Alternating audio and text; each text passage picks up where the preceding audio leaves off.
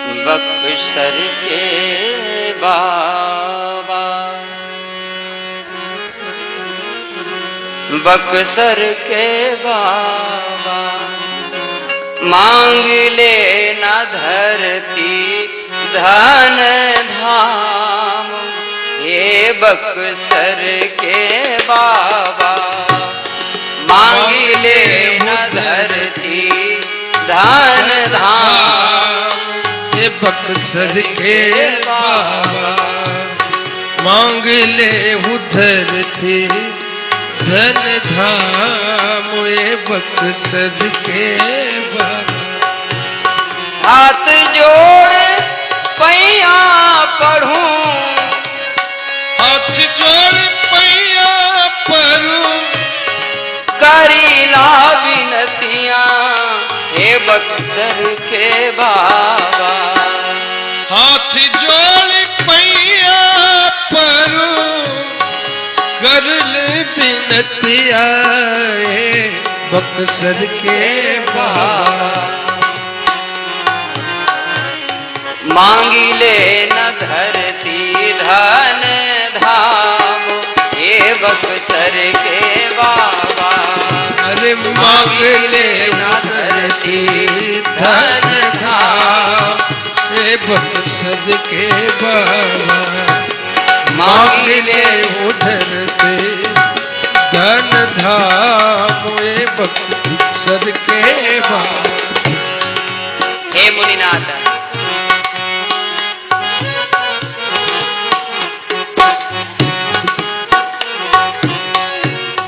चौथी उमरिया में पाए हैं ललनवा। हे बक्सर के बाबा, चौथी उमरिया में पाए ललनवा। बक्सर के बाबा, चौथी उमरिया में पावली ललनवा। हे बक्सर के बाबा, हाँ पवली ललनवाए। बक्सर के बाबा, गुरु की कृपा से पूरण काम। जय जय। हे बक्सर के बाबा, हाँ गुरु की कृपा से पूरन काम। ये बक्सर के बाबा, मांगी ले वो धरती धन धाम। हे बक्सर के बाबा, मांग ले वो धरती धन धाम। ये बक्सर के बाबा, चारू छेल लनवा मोरा, प्राण के समनवा। हे बक्सर के बाबा, चार ललनवा मोरे प्राण से वाए। बक्सर के बाबा, हे मुनिनाथ, वैसे तो चारों पुत्र मुझे प्राणों के समान प्रिय है।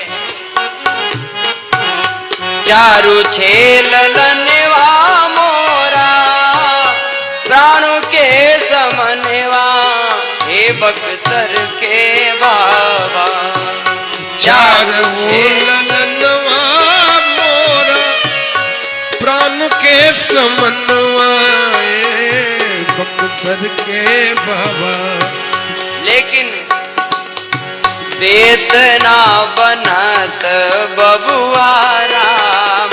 हे बक्सर के बाबा, वेतना बनत बबुआ राम। ये बक्सर के बाबा, वेतना बनत बबुआ राम। ये बक्सर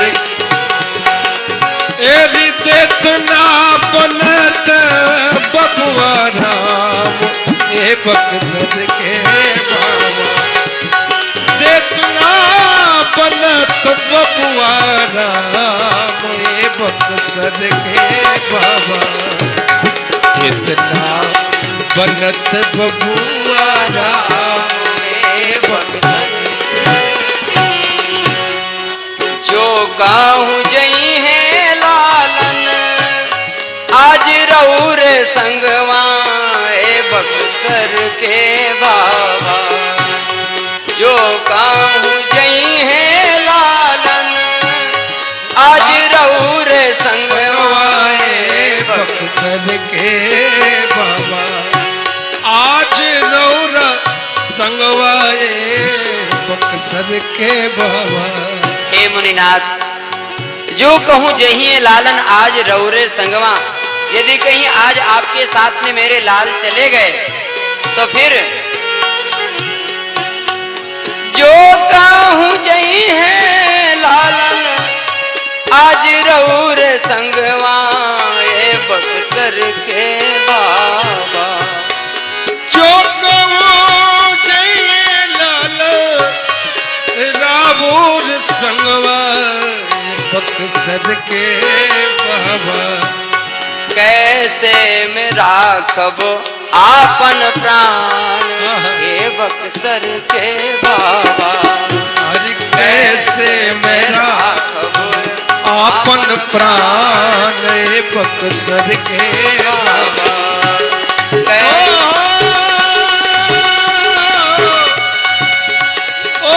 बक्सर के बाबा। हाँ बक्सर के ओ बक्सर के बाबा। कैसे मैं राखब आपन प्राण ओ बक्सर के बाबा। अज कैसे मैं राखब आपन प्राण ओ बक्सर के बाबा। कैसे मैं राखब आपन प्राण हे बक्सर के बाबा। हे मुनिनाथ, बक्सर निवासी आज जन्म फल पौलन हे बक्सर के बाबा। बक्सर निवासी आज जन्म फल पैलने बक्सर के बाबा। बक्सर निवासी आज जन्म फल पौलन हे बक्सर के बाबा। बक्सर निवासी आज जन्म फल पैलन बक्सर के बाबा। अवध पर विधाता भैले बाम। अवध पर विधाता भैले बाम हे बक्सर के बाबा। अवध पर विधाता भैले बाम हे बक्सर के बाबा। अवध पर विधाता भैले बाम ओ बक्सर के बाबा।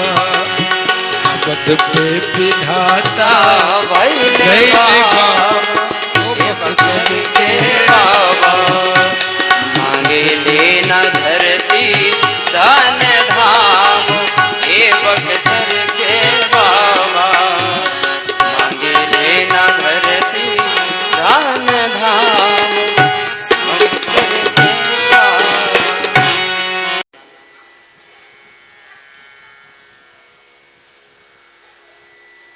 राम को मैं नहीं दे सकता हूं। क्यों नहीं दे सकते हो? कहा कि राम मेरे अकेले के नहीं हैं। किसके हैं? बोले राम तो राष्ट्र की संपत्ति है,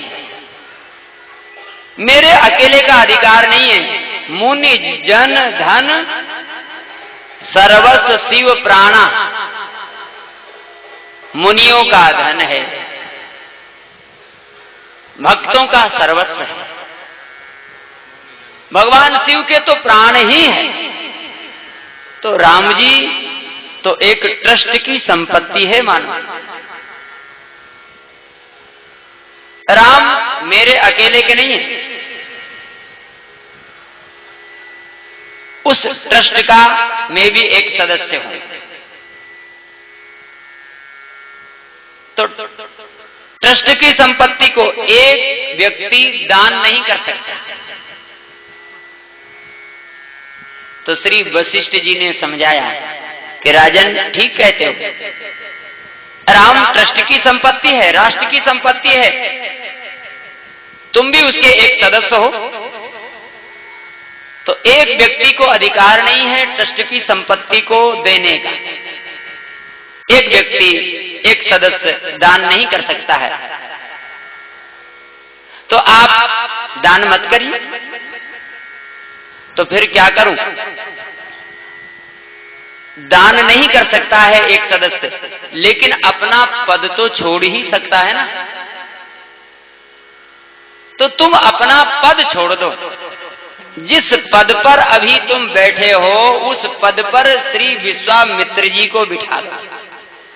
कौन से पद पर बैठे हैं दशरथ जी? बोले पिता वाले पद पर।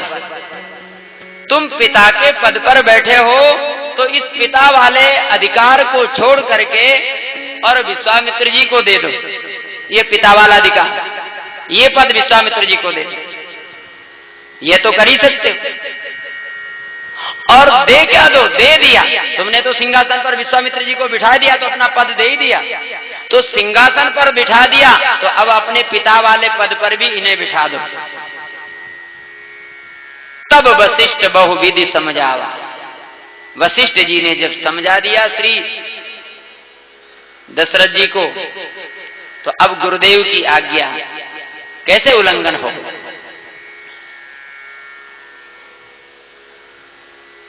तुरंत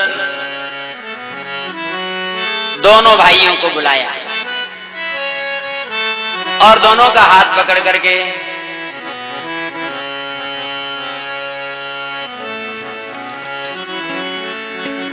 सौंपे भूपरि सिंह सुत बहुविधि देई असीस। दोनों का हाथ पकड़ करके और विश्वामित्र जी के हाथ में सौंप दिया। तुम मुनि पिता आन नहीं को, मेरे प्राणनाथ सुत दो। हे मुनिनाथ, यह दोनों पुत्र मेरे प्राण के समान ही है, मेरे प्राण ही हैं। आज तक तो हम इनके पिता रहे, लेकिन आज से आप इनके पिता हैं। तुम मुनि पिता आन नहीं को, आज से आप इनके पिता हैं। सौंपे भूपरि सिंह सुत बहुविधि देहि असीस। कह दिया बेटा जाओ, जननी भवन गए प्रभु चले नाई पद शीस। भगवान ने कहा गुरुदेव माता से आज्ञा ले आवे। विश्वामित्र जी सोच में पड़ गए कि दशरथ जी ने तो इतनी देर लगाई, और वह तो मां है। यदि कहीं रानी ने कह दिया कि नहीं नहीं मैं अपने राघव को नहीं जाने दूंगी, तो समस्या हो जाएगी। लेकिन मां को प्रणाम किए बिना राम का यहां से चले जाना यह ठीक नहीं, संस्कार बिगड़ जाएंगे। इसलिए संस्कार बने रहना चाहिए। तो विश्वामित्र जी ने कह दिया जाओ प्रणाम करके आओ। और दोनों भाई गए। पिता ने तो देर लगाई, लेकिन मां ने तो बिल्कुल देर नहीं लगाई। जननी भवन गए प्रभु चले नाई पद शीस। प्रणाम करके तुरंत वापस आ गए। और विश्वामित्र जी के साथ में जब चले जा रहे थे, तो मार्ग में एक सरोवर दिखाई पड़ा, उसमें कमल के पुष्प खिले हुए थे। भगवान ने गुरुदेव से कहा गुरुदेव आपकी आज्ञा हो तो कमल के पुष्प लेकर के आवे। हाँ जाओ। वो भगवान कमल के पुष्प लेने गए तो गहरे जल में जाने लगे। विश्वामित्र जी ने रोका, अरे रुको रुको राघव रुको, गहरे जल में मत चले जाना। ममता बाहर निकल आए। एक बहुत बड़ा पत्थर दिखाई पड़ा। भगवान ने कहा गुरुदेव इसके ऊपर चढ़ करके वन की शोभा देखें। चढ़ जाओ। राम जी शिला के ऊपर चढ़ गए। फिर विश्वामित्र जी ने कहा राघव नीचे उतरो, नीचे उतरो, गिर जाएंगे, चोट लग जाएगी। राम जी ने कहा गुरुदेव, आप अयोध्या में तो मेरे पिताजी को बड़ा उपदेश कर रहे थे कि राजन मोह मत करो, अब आपके अंदर ये मोह कहां से आ गया? विश्वामित्र जी ने कहा जिस समय मैं दशरथ से कह रहा था तो उस समय ज्ञानी विश्वामित्र था, लेकिन अब बोले अब ज्ञानी विश्वामित्र नहीं है, अब तो पिता के पद पर आरूढ़ है ना, इसलिए अब वह ममता है, चोट लग जाएगी, नीचे उतर आओ।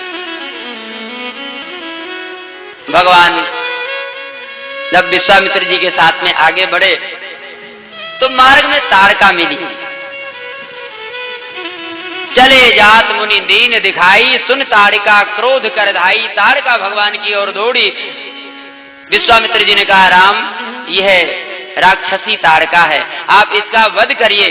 गुरुदेव नारी का वध करने के लिए आज्ञा दे रहे हैं, ये तो अबला है।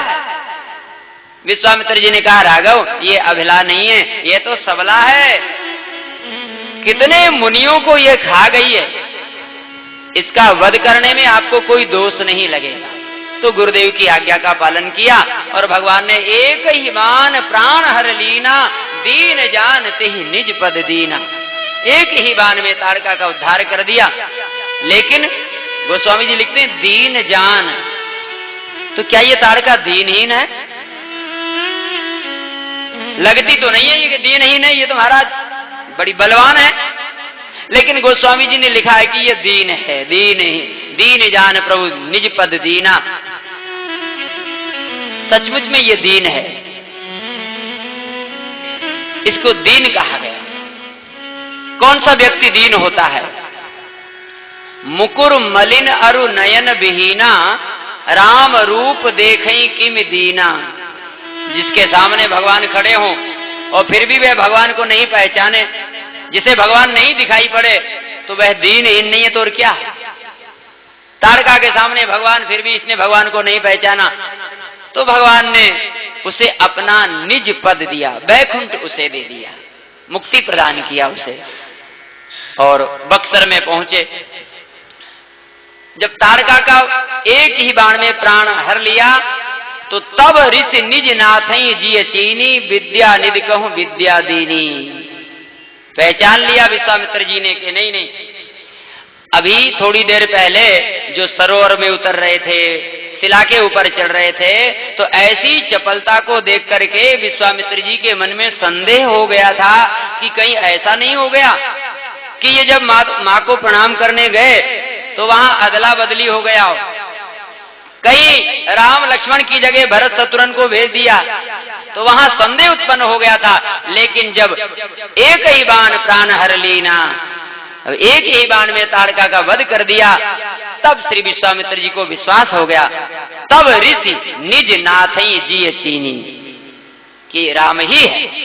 फिर विद्या निधि कहूं विद्या दीनी, जो अस्त्र शस्त्र वाली विद्या विश्वामित्र जी के पास में थी, आयुध सर्व समर्पित, सभी अस्त्र शस्त्र भगवान को सौंप दिया विश्वामित्र जी ने कि अब मेरे पास में इनकी आवश्यकता नहीं है। सच्चे अधिकारी राघव हैं इनके।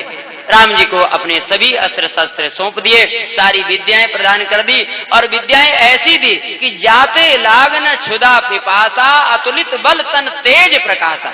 ऐसी विद्याएं भगवान को दिया कि जिन विद्याओं का प्रयोग करने के बाद में भूख और प्यास हमेशा के लिए समाप्त हो जाती है। क्योंकि गुरुदेव भविष्य दृष्टा हैं, इनको वन में जाना होगा, क्या पता वहां भोजन मिलेगा कि नहीं मिलेगा। महाराज विश्वामित्र जी गुरुदेव हैं, अपने शिष्य की इतनी चिंता, भविष्य को जानकर के ऐसी बला अति बला नाम की विद्याएं प्रदान कर दी कि जिन विद्याओं का प्रयोग करने से भूख और प्यास नहीं लगती है। जाते लागना क्षुधा पिपासा, अतुलित बल तन तेज प्रकाशा। और रात्रि में फलाहार करते हैं, प्रातः काल होते ही भगवान ने गुरुदेव से निवेदन किया, गुरुदेव आप निर्भय होकर के यज्ञ करें, हम दोनों भाई यज्ञ की रक्षा करेंगे। प्रात कहा मुनि सन रघुराई, तो निर्भय यज्ञ करऊं तुम जाई। आप यज्ञ करें गुरुदेव, और होम करन लागे मुनिझारी, तो आप रहे मख की रखवारी। विश्वामित्र जी सभी मुनियों को साथ में लेकर के यज्ञ करने लगे। भगवान धनुष बाण लेकर के खड़े हो गए और देखत यज्ञ निशाचर धाम। मारी स्वभाव ने देखा कि विश्वामित्र जी यज्ञ कर रहे हैं, तो ये मारी स्वभाव पुनः सेना लेकर के आ गए। भगवान ने आते ही बिन फण बाण राम ते ही मारा, सत जोजन का सागर पारा। बिना फण वाला बाण मारीच को मारा, 100 योजन दूर फेंक दिया, समुद्र के किनारे फेंक दिया। और स्वभाव को अग्नि बाण के द्वारा समाप्त कर दिया। कहते हैं राम जी ने जितनी देर में 1.5 निशाचर का वध किया, उतनी देर में लक्ष्मण जी ने अनुज निशाचर कटक संहारा। लक्ष्मण जी ने सारी सेना का संहार कर दिया। राम जी ने 1.5 निशाचर मारे। कैसे? कहा मारीच को अधमरा करके छोड़ दिया, पूरा नहीं मारा। मारीच को अधमरा करके छोड़ दिया और स्वभाव को पूरा मार दिया, इसलिए 1.5 निशाचर। विश्वामित्र जी का यज्ञ संपन्न हुआ। राम भद्र की जय जयकार होने लगी। श्री विश्वामित्र जी महाराज के पास में एक पत्र आया। विश्वामित्र जी ने राम से कहा राघव जनकपुर चलें?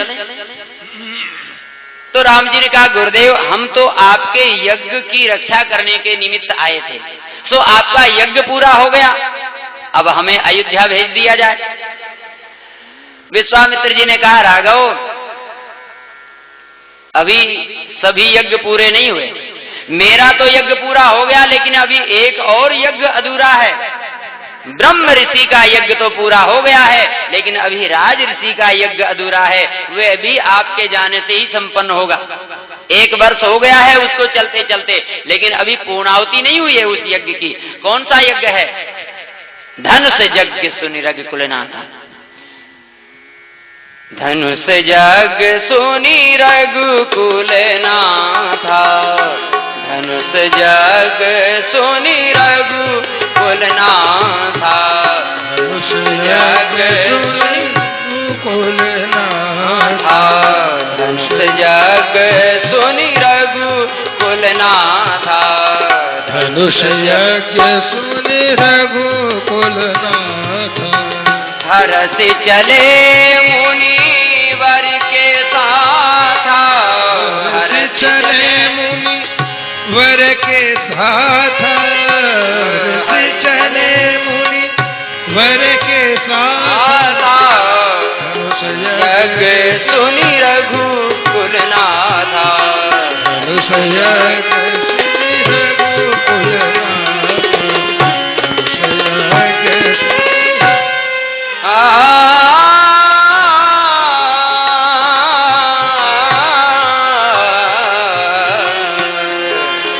धनुष यज्ञ धनुष यज्ञ सुनि रघुकुलनाथा, धनुष यज्ञ सुनि रघुकुलनाथा, धनुष यज्ञ सुनि, धनुष यज्ञ धनुष यज्ञ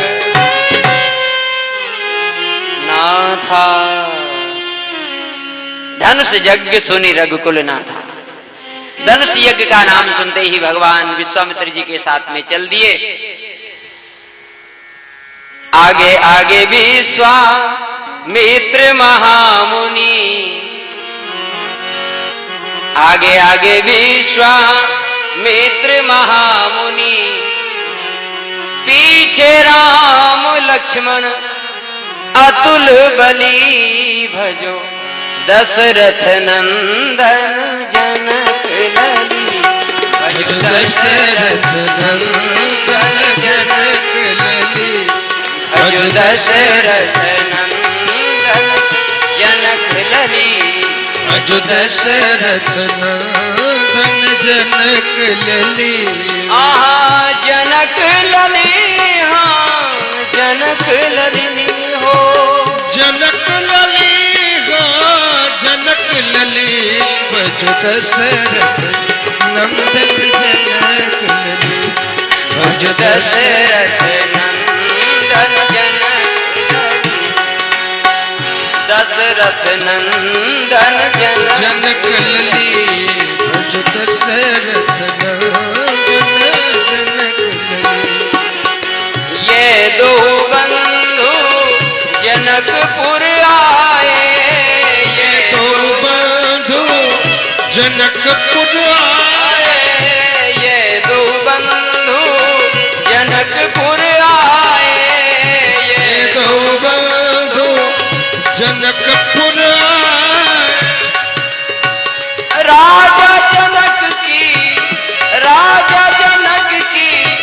सुकृत फली, राजा जनक जी सुकृत फली भजु दशरथ नंदन जनक लली भज दशरथ नंदन जनक लली, भजु दशरथ नंदन जनक लली ओ भज दशरथ नंदन जनक लली, भज दशरथ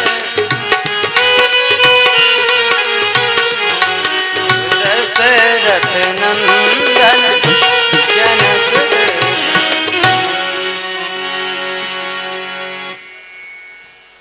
दोनों भाई विश्वामित्र जी के साथ चल दिए।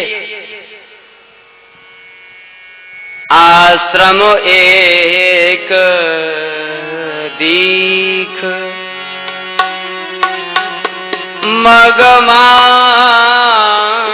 मगमाही, आश्रम एक मगमाई आश्रम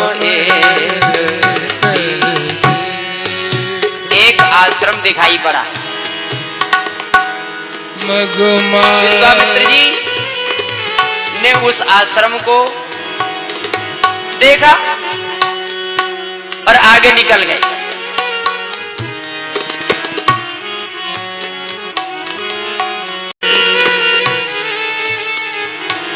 तो भगवान श्री राम जी ने उस आश्रम की ओर देख करके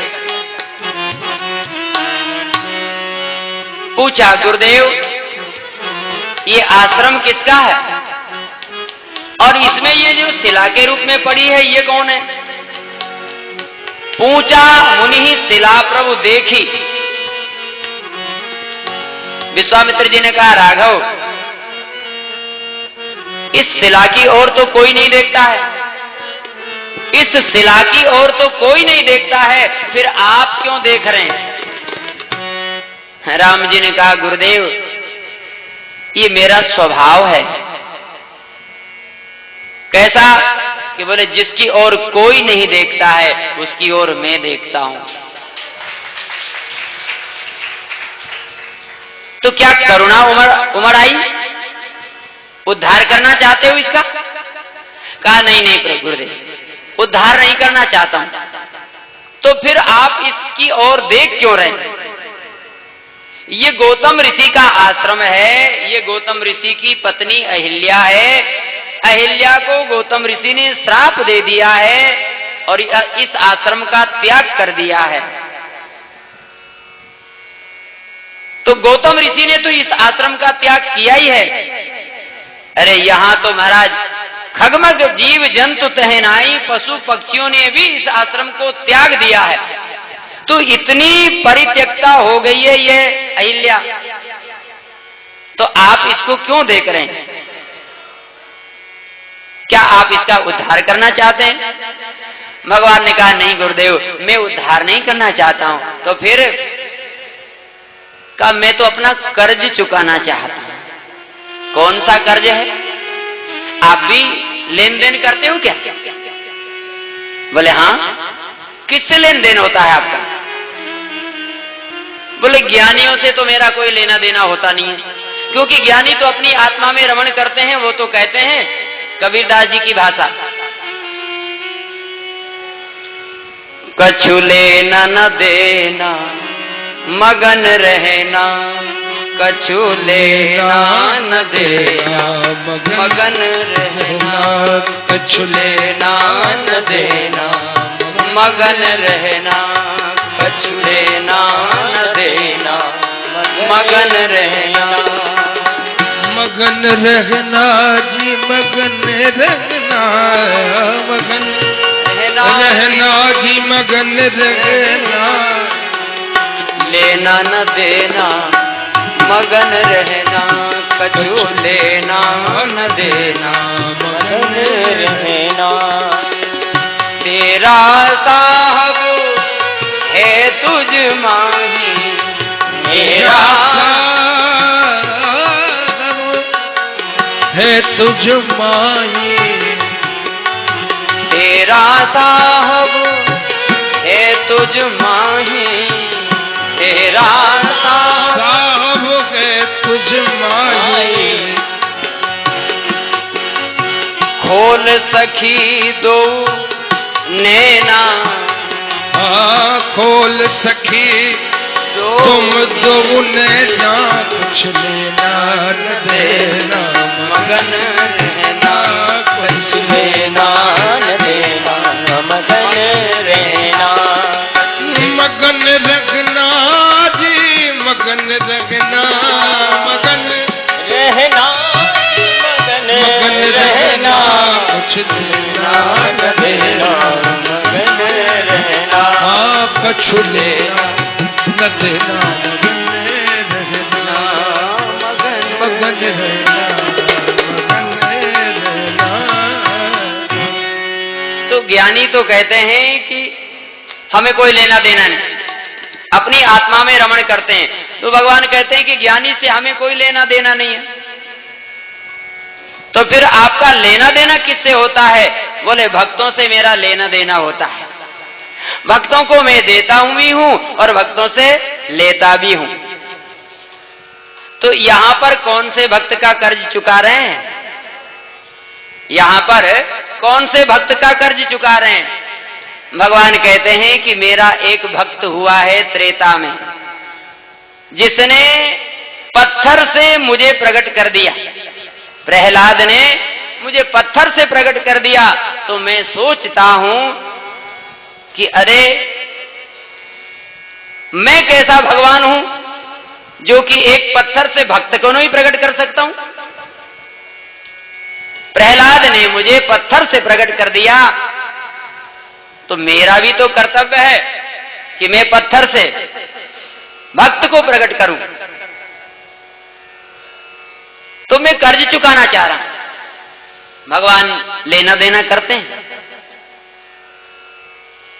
भगवान श्री कृष्ण से पूछा कि प्रभु आपने द्रौपदी का चीर बढ़ाया, तो आपके पास में इतना वस्त्र कहां से आया?